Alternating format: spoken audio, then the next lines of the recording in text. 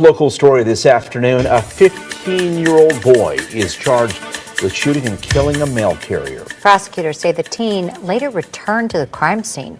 WGN's Angelica Sanchez is live outside the juvenile courthouse with these disturbing details. Angelica? That's why prosecutors say that the teen's cell phone shows that he was following the victim's delivery route prior to the shooting. This comes as unionized postal workers across the country are demanding more be done for the safety of employees. A 15-year-old boy stands in front of a judge, now charged with first-degree murder. He's accused of fatally shooting 48-year-old USPS letter carrier Octavia Redmond back in July.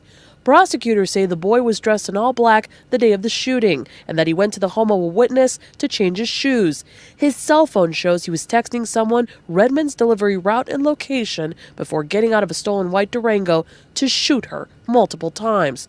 The shooting was captured on home surveillance. Right now, we're calling on action for safety, more safety, protection for letter carriers while we're out here. We should not have to face the difficult task of ever wondering, if I come to work, will I return home to my family? This arrest comes as American Postal Worker Union members across the country are calling attention to working conditions. At a rally in Roseland, where Redmond served as an employee, they spoke on the need for increased safety measures, including the need for postal police officers to follow employees while they are out making deliveries. It is sad that we are facing attacks. Since 2020, there's been over 2,000 attacks on postal employees. Over 150 since 2022 in the Chicago district alone, resulting in the death of Octavia Redmond, Sister Redmond, and about 4 other people across the country.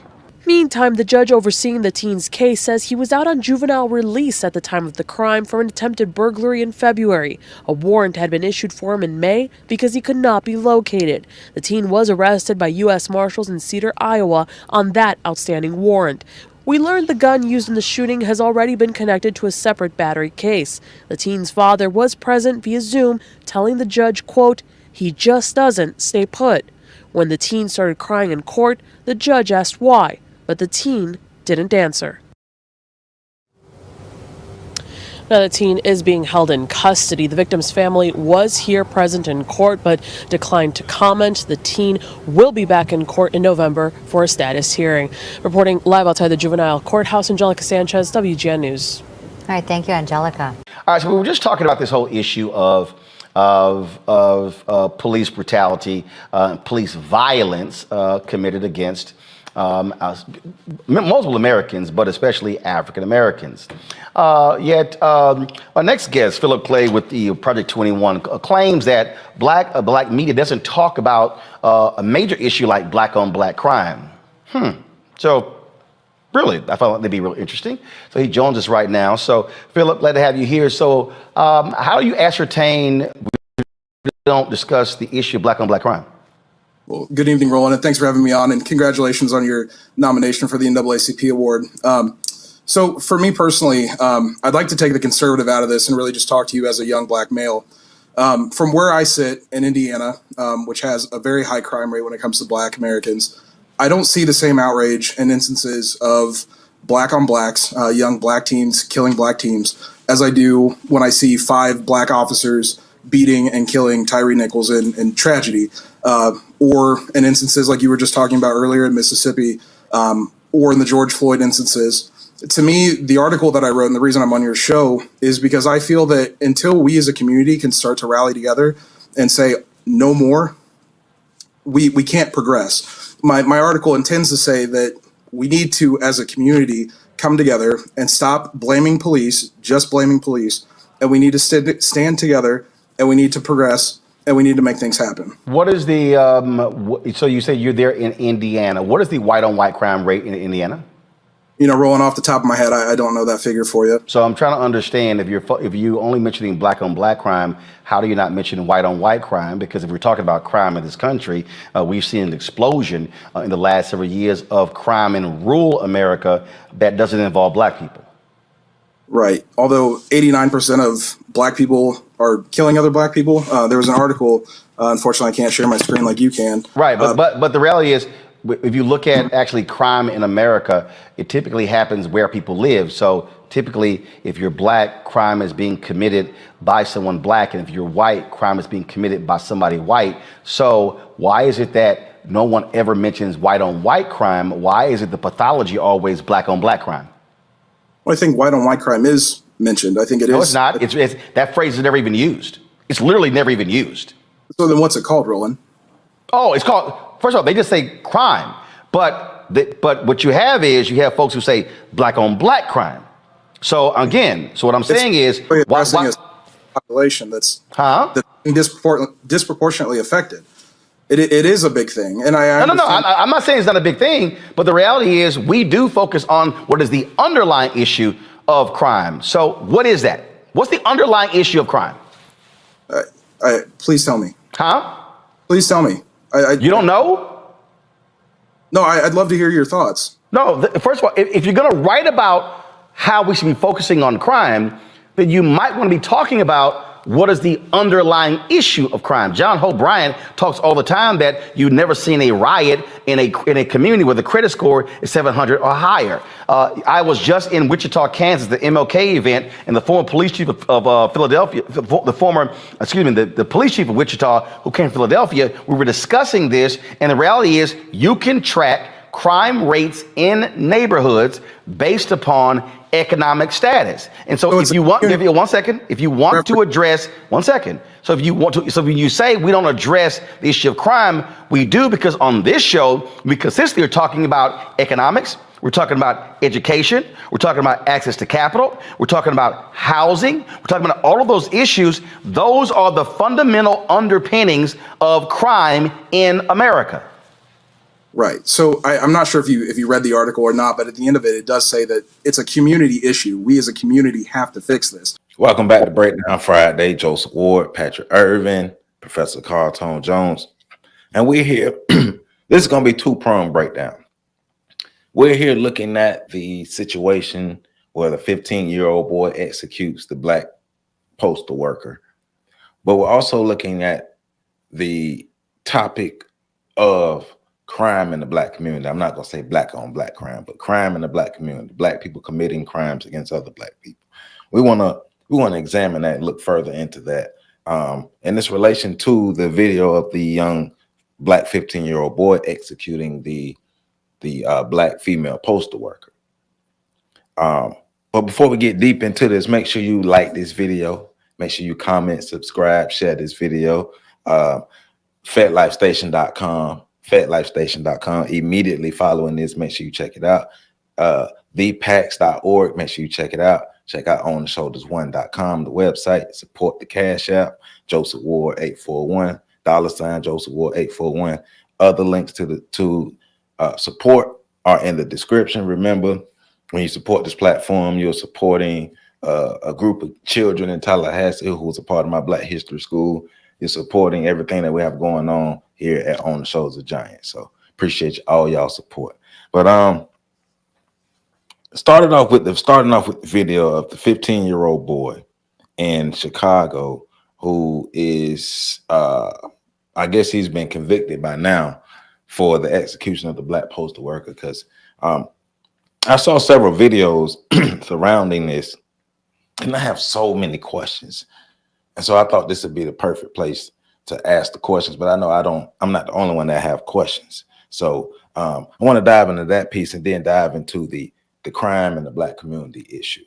So PC, man, when you see this video, when you hear the content in the video about the 15-year-old boy and the black postal worker, like, what were your thoughts when you saw this about the video, and like just what questions are on your mind? Because I got questions. I'm wondering, do you got questions too? Yeah, well, this wasn't random. Sure wasn't. You know what I'm saying? They stalked this woman. And I say they because it wasn't just the young dude that shot her. You know, he had getaway drivers. He hopped into the back seat of that truck. He had a place to change his shoes. Place to change. They said a witness gave him some shoes. So, you know, one of the things. So, what was she involved in, or what was she connected to? And I'm not even saying it's her, because sometimes it could be, you know, especially with the with the gang activity nowadays, it could have been one of her children, and they could have figured this is how I'm going to get somebody back.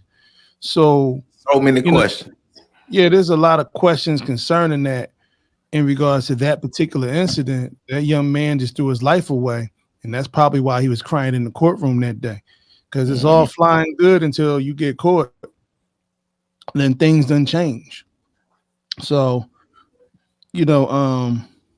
one of the things that I thought about in regards to just that criminal activity in our community is that